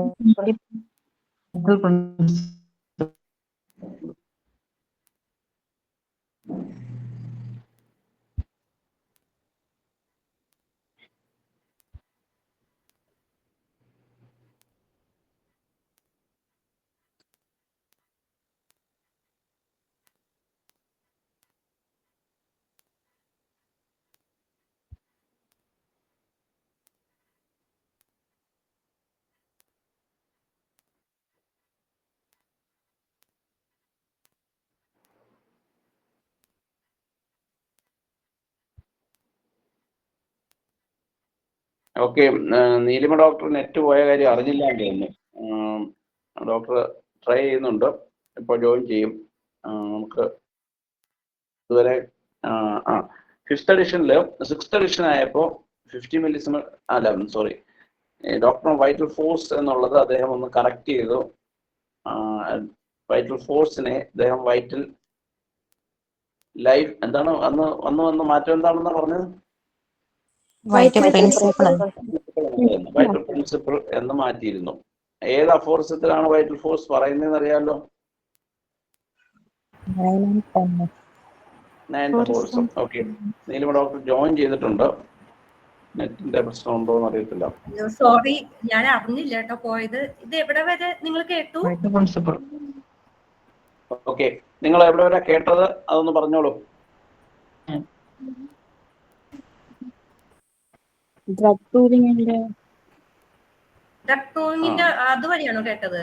കൺക്ലൂഡ് ചെയ്ത് കേട്ടില്ലായിരുന്നു അല്ലേ? ഹലോ, ആരെങ്കിലും ഒന്ന് പറയൂ, എന്താണ് ലാസ്റ്റ് നെറ്റ് അല്ല ഞാൻ പോകുന്നത്? ലാസ്റ്റ് കൺക്ലൂഡ് ചെയ്ത് കേട്ടായിരുന്നോ? ഇല്ലില്ല. ഓക്കെ ഓക്കെ വൈറ്റൽ ഫോഴ്സിന്റെ 5th എഡിഷൻ എന്ന് പറഞ്ഞത് വരെ കേട്ടു. അതുവരെ കേട്ടോ അല്ലേ? Okay okay. അപ്പോ 6th വൺ എന്ന് പറഞ്ഞാൽ തിയറി ഓഫ് വൈറ്റൽ ഫോഴ്സ് ആണ്. അപ്പോ വൈറ്റൽ ഫോഴ്സ് എന്ന് പറഞ്ഞാൽ ഹോമിയോപ്പതിയിൽ പറയുന്നതെന്ന് വെച്ചാൽ ഒരു സ്പിരിച്വൽ കൺസെപ്റ്റ് ആണത്. Okay, union of body, mind and spirit. അതായത് നമ്മുടെ ബോഡിയിൽ ടിഷ്യൂസ് ഉണ്ട്, അതെല്ലാം ചേർന്ന ഓർഗൻ ആയിട്ട്, പല ഓർഗൻ സിസ്റ്റംസ് ആയിട്ട് നമ്മുടെ എല്ലാ അവയവങ്ങളും എല്ലാം കൂടി ഒന്നിച്ച് പ്രവർത്തിക്കുന്നത്, ഇതുപോലെ നല്ല രീതിയിൽ പ്രവർത്തിക്കുന്നത് നമ്മുടെ ഉള്ളിലൊക്കെയുള്ള ഒരു വൈറ്റൽ ഫോഴ്സ്. അതാണ് നമ്മുടെ ഹോമിയോപ്പതിയിലെ ഒരു കൺസെപ്റ്റ്. അതായത് ഈ വൈറ്റൽ ഫോഴ്സ് ഹെൽത്തി ആയിട്ടിരിക്കുമ്പോൾ നമ്മളും ഹെൽത്തി ആയിട്ടിരിക്കും. ഈ വൈറ്റൽ ഫോഴ്സിന് എന്തെങ്കിലും ചെറിയൊരു ഡിസ്റ്റർബൻസ് ഉണ്ടാവുമ്പോഴാണ് നമുക്ക് അസുഖങ്ങൾ ഉണ്ടാവുന്നത് എന്നാണ് പറയുന്നത്. അപ്പൊ അതൊന്ന് റെഡിയാക്കാനായിട്ട്, നമ്മുടെ വൈറ്റൽ ഫോഴ്സിനെ കറക്റ്റ് ചെയ്യാനായിട്ടാണ് നമ്മൾ ഹോമിയോപ്പതിക് മെഡിസിൻസ് കൊടുക്കുന്നത്. ഓക്കെ, ഈ വൈറ്റൽ ഫോഴ്സ് ഇല്ലെങ്കിൽ എന്താ, നമ്മൾ ഡെഡ് ആവും. അതാണ് ഈ വൈറ്റൽ ഫോഴ്സ് എന്ന് പറഞ്ഞ കൺസെപ്റ്റ്. അപ്പൊ ഈ ഫോഴ്സ് എന്ന് പറയുന്ന ടേം ഒരു കൺഫ്യൂഷൻ ഉണ്ടാക്കി. അതുകൊണ്ട് അദ്ദേഹം 6th എഡിഷനിൽ ഈ വൈറ്റൽ ഫോഴ്സ് എന്ന് പറഞ്ഞ ടേം ചേഞ്ച് ചെയ്തിട്ട് വൈറ്റൽ എനർജി അല്ലെങ്കിൽ വൈറ്റൽ പ്രിൻസിപ്പിൾ അല്ലെങ്കിൽ ലൈഫ് പ്രിൻസിപ്പിൾ എന്നാക്കി മാറ്റി. ഓക്കെ, അപ്പൊ theory of vital force Hahnemann introduce ചെയ്യുന്നത് ഓർഗൻ ഓഫ് മെഡിസിന്റെ 5th എഡിഷനിലാണ് ഇൻ ദ ഇയർ 1833. ഇനി അടുത്തത് ലാസ്റ്റ് വൺ എന്ന് പറഞ്ഞാൽ theory of chronic disease. Theory of chronic disease ആണ് ഈ വൈറ്റൽ ഫോഴ്സിനേക്കാളും ഡ്രഗ് ഡൈനമൈസേഷൻ. ഇത് രണ്ടും 5th എഡിഷനിലാണ് നമ്മൾ പറഞ്ഞു. അതിനു മുമ്പ് 4th എഡിഷനിലാണ് theory of chronic disease Hahnemann introduce ചെയ്യുന്നത്. അത് പബ്ലിഷ് ചെയ്ത ഇയർ 1829 ആണ്. അപ്പോൾ തിയറി ഓഫ് ക്രോണിക് ഡിസീസ് എന്താണെന്ന് വെച്ചാൽ അക്യൂട്ട് ഡിസീസും, അതായത് അസുഖങ്ങൾ, ഹാനിമാന്റെ ക്ലാസിഫിക്കേഷൻ ഉണ്ട്, വലിയ ക്ലാസിഫിക്കേഷൻ വേറെ ഉണ്ട്. അപ്പോൾ നമ്മൾ അല്ലാതെ ഒരു classification acute disease and chronic disease എന്ന് പറഞ്ഞാൽ, അക്യൂട്ട് ഡിസീസ് എന്ന് പറഞ്ഞാൽ പെട്ടെന്നുണ്ടാവുന്ന അസുഖങ്ങൾ. അതായത് ഇപ്പൊ നമ്മൾ തൽക്കാലം എന്താ പറയുക, ഇൻഫ്ലുവൻസ അല്ലെങ്കിൽ ജലദോഷപ്പനി, പനി, ചുമ, മീസിൽസ്, ചിക്കൻ ബോക്സ്, അങ്ങനെ പെട്ടെന്നുണ്ടാവുന്ന അസുഖങ്ങൾ. അതുപോലെ തന്നെ ചെറിയൊരു കാലഘട്ടം കൊണ്ട് മെഡിസിൻ കഴിച്ചാലും മെഡിസിൻ കഴിച്ചില്ലെങ്കിലും മാറും. മെഡിസിൻ കഴിച്ചു കഴിഞ്ഞാൽ കൂടുതൽ കുഴപ്പങ്ങളൊന്നും ഉണ്ടാണ്ട്, കോംപ്ലിക്കേഷൻ ഒന്നും ഇല്ലാണ്ട് പെട്ടെന്ന് തന്നെ മാറി കിട്ടും. ഓക്കെ, അതാണ് അക്യൂട്ട് ഡിസീസ് എന്ന് പറഞ്ഞാൽ. ക്രോണിക് ഡിസീസ് എന്ന് പറഞ്ഞാൽ നമ്മളിപ്പോൾ ക്യാൻസർ, ഡയബറ്റീസ്, തൈറോയ്ഡ് ഡിസീസ്, അതുപോലുള്ള വലിയ വലിയ അസുഖങ്ങൾ. അതായത് തുടക്കം ചെറുതായിട്ട് തുടങ്ങുള്ളൂ, പിന്നീട് പിന്നെ അങ്ങനെ കൂടി വരും. ഓക്കെ, അതൊന്നും നമ്മൾ ഈ ചുമക്കോ പനിക്കോ മരുന്ന് കഴിക്കുന്നത് പോലെ പെട്ടെന്ന് മരുന്ന് കഴിച്ചാൽ മാറില്ല അല്ലെ. നമ്മൾ ചിലപ്പോൾ മരുന്ന് കഴിച്ചാലും പെട്ടെന്ന് മാറിയില്ല എന്ന് വരും, കുറച്ച് സമയം എടുത്തേ മാറുള്ളൂ, അങ്ങനെയാണ്. അപ്പൊ ഹാനിമാൻ അന്നത്തെ കാലത്ത് പ്രാക്ടീസ് ചെയ്യുമ്പോൾ മനസ്സിലാക്കിയൊരു കാര്യം, ഹോമിയോപ്പതി പ്രാക്ടീസ് ചെയ്യുമ്പോൾ മനസ്സിലാക്കിയൊരു കാര്യം, അക്യൂട്ട് ഡിസീസുകൾ, അതായത് ഈ ചുമ, പനി പോലുള്ള അസുഖങ്ങളൊക്കെ മരുന്ന് കൊടുക്കുമ്പോൾ നന്നായിട്ട് റെസ്പോണ്ട് ചെയ്യുന്നുണ്ട്. പക്ഷെ ക്രോണിക് ഡിസീസ് ഒക്കെയോ തൽക്കാലം ഒന്ന് മാറും, കുറച്ച് കഴിഞ്ഞാൽ വീണ്ടും വരും. അപ്പൊ അതെന്താണെന്ന് കണ്ടുപിടിക്കാനായിട്ട് അദ്ദേഹം കുറെ ഇൻവെസ്റ്റിഗേഷൻ ഒക്കെ നടത്തി. അങ്ങനെയാണ് അദ്ദേഹം കണ്ടുപിടിച്ചത് ഈ ക്രോണിക് ഡിസീസുകൾക്ക് കാരണമായിട്ടുള്ളതാണ് ക്രോണിക് മയാസം എന്ന് പറയുന്നത്. ഈ ക്രോണിക് മയാസം, 3 ക്രോണിക് മയാസങ്ങളാണുള്ളത്: സോറ, സിഫിലിസ് ആൻഡ് സൈക്കോസിസ്. അപ്പൊ ഈ 3 ക്രോണിക് മയാസംസ് ആണ് ക്രോണിക് ഡിസീസിന് കാരണം എന്ന് അദ്ദേഹം കണ്ടെത്തി. ഓക്കെ, അതുപോലെ തന്നെ ഈ ക്രോണിക് ഡിസീസ് ഉണ്ടാവുന്നത് എന്തുകൊണ്ടാണ്? ഈ മയാസത്തിന്റെ ഇൻഫ്ലുവൻസ് കാരണം. ഈ മയാസമാണ് കാരണം. ഇത് കാരണം നമ്മുടെ ഈ വൈറ്റൽ ഫോഴ്സിന് കുറച്ച് പ്രശ്നങ്ങളൊക്കെ ഉണ്ടാക്കും. അതുകൊണ്ടാണ് ക്രോണിക് ഡിസീസ് ഉണ്ടാവുന്നത്. അതുകൊണ്ട് തന്നെ ഇതുപോലുള്ള അസുഖങ്ങൾ മാറണമെങ്കിൽ നമ്മൾ കുറച്ചുകൂടി ഡീപ്പ് ആക്ടിങ് ആയിട്ടുള്ള അല്ലെങ്കിൽ ആന്റി മയാസ്മാറ്റിക് മെഡിസിൻസ് കൊടുക്കണം. അപ്പൊ അതാണ് theory of chronic disease. Okay, അപ്പൊ ഇത്രയേ ഉള്ളൂ നമ്മുടെ കാർഡിനൽ പ്രിൻസിപ്പിൾസ് ഓഫ് ഹോമിയോപ്പതിയുള്ള. അപ്പൊ ജസ്റ്റ് പെട്ടെന്നൊന്ന് സമ്മറൈസ് ചെയ്ത് പറയാം. കാർഡിനൽ പ്രിൻസിപ്പിൾസ് 7 കാർഡിനൽ പ്രിൻസിപ്പിൾസ് ആണുള്ളത് ഹോമിയോപ്പതിയിൽ. Law of similia, law of simplex, law of minimum dose, doctrine of drug dynamization, doctrine of drug touring, theory of vital force and theory of chronic diseases. അപ്പോൾ first one എന്ന് പറഞ്ഞാൽ law of Similia അല്ലെങ്കിൽ സിമിലിയ സിമിലിബസ് ക്യൂറൻറ്റർ എന്ന Latin വേർഡാണ്. Let like be treated by likes. Okay, next one law of simplex or law of single remedy. Single medicine ആണ് എപ്പോഴും നമ്മൾ ഹാൻഡ്മാൻ പറയുന്ന at a time single medicine കൊടുക്കാമെന്നാണ്. എന്തുകൊണ്ടാണെന്ന് വെച്ചാൽ ഹോമിയോപ്പതിക് മെഡിസിൻസ് ഒക്കെ പ്രൂവ് ചെയ്തത് സിംഗിൾ ആയിട്ടാണ്. അറ്റ് എ ടൈം നമുക്ക് ഒരു മെഡിസിൻ്റെ എഫക്റ്റ് അറിയാൻ പറ്റുള്ളൂ. അതുകൊണ്ട് തന്നെ ഒരു മെഡിസിനെ ഒരു ടൈം നമുക്ക് സിമിലർ ആയിട്ട് വരുള്ളൂ. ഒന്നിലധികം മെഡിസിൻ ഒരേ അസുഖത്തിന് കൊടുത്താൽ നമുക്ക് ഏത് മെഡിസിൻ കൊടുത്തിട്ടാണ് അസുഖം മാറിയെന്ന് കൺഫ്യൂഷൻ ആവും. അതുകൊണ്ട് single remedy at a time, that is law of simplex. Okay. അപ്പോൾ third law, law of minimum dose. എപ്പോഴും മെഡിസിൻ നമ്മൾ ഹോമിയോപ്പതി മെഡിസിൻ മിനിമം ഡോസിൽ കൊടുക്കണം. കാരണം അൺവാണ്ടഡ് ആയിട്ടുള്ള അഗ്രവേഷൻ അല്ലെങ്കിൽ സൈഡ് എഫക്ട്സ് ഒഴിവാക്കാനും അതുപോലെ തന്നെ ഓർഗൻ ഡാമേജ് ഉണ്ടാവാതിരിക്കാനും. Next one is doctrine of drug dynamization. Dynamization അല്ലെങ്കിൽ പൊട്ടൻറ്റൈസേഷൻ എന്ന് പറഞ്ഞ മെത്തേഡിലൂടെയാണ് ഹോമിയോപ്പതിക് മെഡിസിൻസ് പ്രിപ്പയർ ചെയ്യുന്നത്. രണ്ട് മെത്തേഡാണുള്ളത്, ട്രൈറ്റുറേഷൻ ആൻഡ് സപ്രഷൻ. ട്രൈറ്റുറേഷൻ എന്ന് പറഞ്ഞാൽ ഇൻസോലുബിൾ ആയിട്ടുള്ള ഹാർഡ് സബ്സ്റ്റൻസിൽ നിന്നും മെഡിസിൻ പ്രിപ്പയർ ചെയ്യാനായിട്ട് യൂസ് ചെയ്യുന്നതാണ്. സപ്രഷൻ എന്ന് പറഞ്ഞാൽ സോലുബിൾ സബ്സ്റ്റൻസിൽ നിന്നും മെഡിസിൻ പ്രിപ്പയർ ചെയ്യാനായിട്ടാണ്. ഹോമിയോപ്പതി ഡൈനമൈസേഷൻ വഴി നമ്മൾ എന്താ ചെയ്യുന്നത്, പോയ്സണസ് ആയിട്ടുള്ള അല്ലെങ്കിൽ ഒരു മെഡിസിൻ പ്രോപ്പർട്ടി ഇല്ലാത്ത ഇനേർട്ട് ആയിട്ടുള്ള സബ്സ്റ്റൻസിലുള്ള ആ മെഡിസിനൽ പ്രോപ്പർട്ടീസ് ഡെവലപ്പ് ചെയ്തെടുത്ത് അതിനെ അസുഖങ്ങൾ മാറ്റാൻ കഴിവുള്ള ഹോമിയോപ്പതിക് മെഡിസിൻസ് ആയിട്ട് മാറ്റുകയാണ് ചെയ്യുന്നത്. അതാണ് ഹോമിയോപ്പതിക് ഡൈനമൈസേഷൻ. ഇനി doctrine of drug dynamization Hahnemann introduce ചെയ്യുന്നത് ഓർഗനോൺ ഓഫ് മെഡിസിന്റെ 5th എഡിഷനിലാണ്, പബ്ലിഷ്ഡ് ഇൻ ദ ഇയർ 1833. അടുത്തത് doctrine of drug proving. Drug proving എന്ന് പറഞ്ഞാൽ എന്താണ്, to investigate the pathogenetic power of drug on healthy human beings. Drug proving എപ്പോഴും ചെയ്യേണ്ടത് healthy human ബീങ്സിലാണ്. കാരണം അനിമൽസിൽ ചെയ്യരുതെന്ന് പറയാൻ കാരണം അനിമൽസിൽ നിന്ന് നമുക്ക് എന്താ മെന്റൽ സിംറ്റംസ് അല്ലെങ്കിൽ സബ്ജക്റ്റീവ് സിംറ്റംസോ അല്ലെങ്കിൽ അസുഖത്തിന്റെ മൊഡാലിറ്റീസ് ഒന്നും കിട്ടില്ല. അതുപോലെ തന്നെ ഒരേ മരുന്നിന്റെ തന്നെ മനുഷ്യന്മാരിലും അനിമൽസിലും ഉള്ള ആക്ഷൻ അല്ലെങ്കിൽ എഫക്ട്സ് ഡിഫറെന്റ് ആയിരിക്കും. ഇനി theory of vital force. Vital force എന്ന് പറഞ്ഞാൽ ഒരു സ്പിരിച്വൽ കൺസെപ്റ്റ് ആണ്. വൈറ്റൽ ഫോഴ്സ് കാരണമാണ് നമ്മുടെ ഈ ബോഡിയൊക്കെ ഈക്വിലിബ്രിയത്തിൽ പ്രവർത്തിക്കുന്നത്. ഈ theory of vital force Hahnemann introduce ചെയ്യുന്നത് 5th edition of organon of മെഡിസിനിലാണ് ഇൻ 1833. ഈ വൈറ്റൽ ഫോഴ്സ് എന്ന് പറഞ്ഞ ടേം കൺഫ്യൂസിങ് ആയ കാരണം 6th എഡിഷനിൽ ഹാനിമാൻ അത് ചേഞ്ച് ചെയ്തിട്ട് വൈറ്റൽ എനർജി അല്ലെങ്കിൽ വൈറ്റൽ പ്രിൻസിപ്പിൾ അല്ലെങ്കിൽ ലൈഫ് പ്രിൻസിപ്പിൾ എന്നാക്കി മാറ്റി. Last one is theory of chronic diseases. Theory of chronic disease introduce ചെയ്തത് 4th edition of organon of മെഡിസിനിലാണ് ഇൻ ദ ഇയർ 1829. അപ്പോൾ തിയറി ഓഫ് ക്രോണിക് ഡിസീസ് എങ്ങനെ ഉണ്ടായെന്ന് വെച്ചാൽ ഹാനിമാന്റെ കാലത്ത് അക്യൂട്ട് ഡിസീസുകൾ ഹോമിയോപ്പതി മെഡിസിൻ പെട്ടെന്ന് ഹോമിയോപ്പതി മെഡിസിൻ കൊടുക്കുമ്പോൾ പെട്ടെന്ന് റെസ്പോണ്ട് ചെയ്യുന്നതായിട്ടുണ്ട്. പക്ഷേ ക്രോണിക് ഡിസീസ് മാറുന്നില്ല. അപ്പൊ അതിന് പിന്നിലൊരു കാരണം അദ്ദേഹം കണ്ടെത്തി. ക്രോണിക് ഡിസീസ് ഉണ്ടാക്കുന്നതിന് കാരണം ക്രോണിക് മയാസിൻസ് ആണ്, സോറ, സിഫിലിസ് ആൻഡ് സൈക്കോസിസ്. ഓക്കെ. അപ്പൊ ഇതോടുകൂടി നമ്മൾ ഇന്നത്തെ ക്ലാസ് വൈൻഡപ്പ് ചെയ്യാണ്. എന്തെങ്കിലും ഡൗട്ട് നിങ്ങൾക്ക് ഉണ്ടെങ്കിൽ ചോദിക്കാം, എന്തെങ്കിലും സജഷൻസ് ഉണ്ടെങ്കിൽ പറയാം. സാർ ഒരു സിലബസ് തന്നിരുന്നു ഹോമിയോപ്പതി ഫിലോസഫിയുടെ. അപ്പോൾ ആ സിലബസ് വെച്ചിട്ടാണ് ഞാൻ പ്രിപ്പയർ ചെയ്തിരിക്കുന്നത്. പിന്നെ നിങ്ങളുടെ ക്വസ്റ്റ്യൻ പേപ്പർ നോക്കിയപ്പോൾ വളരെ സിമ്പിൾ ആയിട്ടുള്ള കാര്യങ്ങളെ ഓർഗനോണിന്ന് ചോദിച്ചിട്ടുള്ളൂ. അപ്പോൾ എന്തെങ്കിലും നിങ്ങൾക്ക് പോരായ്മകൾ ഉണ്ടെങ്കിൽ, എന്തെങ്കിലും അഡീഷൻസ് വേണം, കുറച്ചുകൂടി ഡീറ്റെയിൽ ആയിട്ട് എടുക്കണം എന്നുണ്ടെങ്കിൽ ആവാം, അങ്ങനെ പറയാം. അല്ലെങ്കിൽ കുറച്ചുകൂടി ഷോർട്ട് ആക്കണം എന്നോ. പിന്നെ ഞാൻ തൃശ്ശൂർക്കാരിയാണ്, അപ്പൊ ഇത്തിരി സംസാരത്തിന് സ്പീഡ് കൂടുതലാണ്. ഞാൻ മാക്സിമം സ്പീഡ് കുറച്ചിട്ടാണ് പറയുന്നത്. അപ്പൊ അങ്ങനെ എന്തെങ്കിലും പ്രശ്നം ഉണ്ടെങ്കിലും അതും മടികൂടാണ്ട് പറയാം. ഇനിയിപ്പോ ഇവിടെ പറയാൻ ബുദ്ധിമുട്ടുണ്ടെന്ന് വെച്ചാല് സാറിന്റെ അടുത്ത് പറയാം. അപ്പൊ ഇതിന് ശേഷം ഞാൻ PPT ഷെയർ ചെയ്യും കേട്ടോ, സാറിന് ഷെയർ ചെയ്ത് പറഞ്ഞോളൂ. എന്തെങ്കിലും ഈ ക്ലാസ്സിനെ കുറിച്ച് നിങ്ങളുടെ ഒരു കമന്റ്സ് എന്തെങ്കിലും പറഞ്ഞോളൂ. കാര്യങ്ങൾ കൂടുതൽ ആഡ് ചെയ്യണോ അതോ ഇത്രയൊക്കെ മതിയോ? എന്താണ് നിങ്ങളുടെ സജഷൻ? വേഗം പറയൂ, രണ്ടുപേര് പറയൂ. നിങ്ങൾ പഠിച്ചതിൽ നിന്ന് കൂടുതലായിട്ടുണ്ടോ ഇല്ലെങ്കിൽ കുറവാണോ? ആരെങ്കിലും ഒന്ന് പറഞ്ഞോളൂ.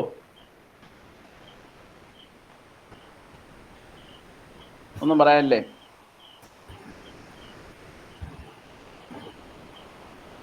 എന്തെങ്കിലും സംശയമോ എന്തെങ്കിലും ഉണ്ടെങ്കിൽ PPT എന്തായാലും വായിക്കുക. നിങ്ങൾ ക്ലാസ് കേട്ട ഉടനെ തന്നെ വായിക്കുക, അതായിരിക്കും നല്ലത്. നിങ്ങൾക്ക് റിപ്പീറ്റ് ആയിട്ട് വായിക്കാൻ വേണ്ടിയിട്ട് കൂടിയാണ് PPT ഷെയർ ചെയ്ത് തരുന്നത്. എന്തെങ്കിലും ഡൗട്ട് ഉണ്ടെങ്കിൽ ചോദിക്കാം, അല്ലെങ്കിൽ സാറിന്റെ അടുത്ത് പറഞ്ഞാൽ മതി. ഓക്കെ, പറഞ്ഞോ. ആരോ ഒന്ന് അൺമ്യൂട്ട് ചെയ്തിട്ടുണ്ടല്ലോ, സംസാരിച്ചോളൂ.